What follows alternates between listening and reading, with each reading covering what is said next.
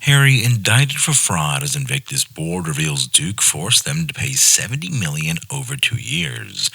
The government has sparked outrage after launching a £26 million bid to host Prince Harry's Invictus Games in Britain. While there was no increase in defense spending in this year's budget, Jeremy Hunt has been criticized for refusing to spend any more money on the British Armed Forces and spending millions of pounds on events for the British Armed Forces vets to Birmingham in 2027. Experts highlight the strange plan appears to contradict Invictus, which aims to provide support for former servicemen and women, and warn that members of the military cash-strapped team could be at risk. Lord West of Pithead, a former Royal Naval Admiral, told Mail Online, "I'm really surprised that the government has not increased defense spending on this budget. It's incredible. They say we can soon end the war and we should prepare to fight.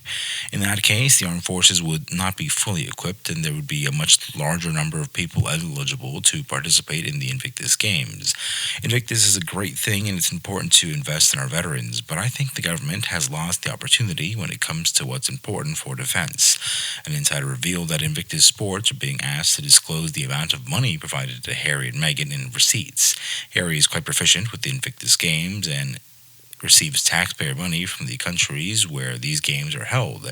Insiders said that in 2020, the Invictus Games received $30 million, 2023 $40 million, and 2025 $30 million, but is expected to increase to $40 million. Now, a $26 million bid for Birmingham with no money. Where will all this money with Harry get for the Invictus Games go?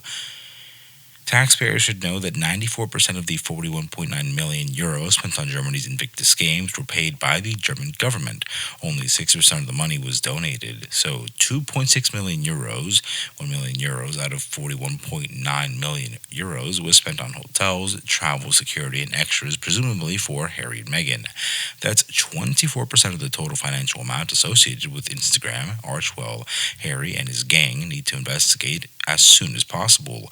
Richard Fitzwilliams added that the whole process reeked of fraud and money laundering.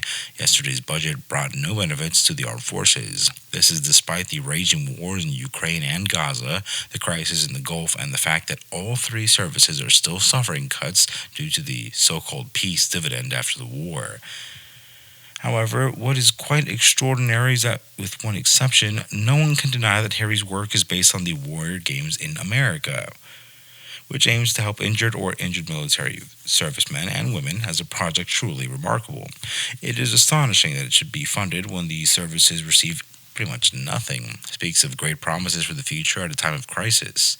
Invictus excels as a concept, an idea, an organization, charity, a way forward for disabled veterans, but that brilliance has been lost. When you add in people looking for attention with money, advertising from there won't buy many services for the vets themselves instead of wasting it on Meghan and Harry.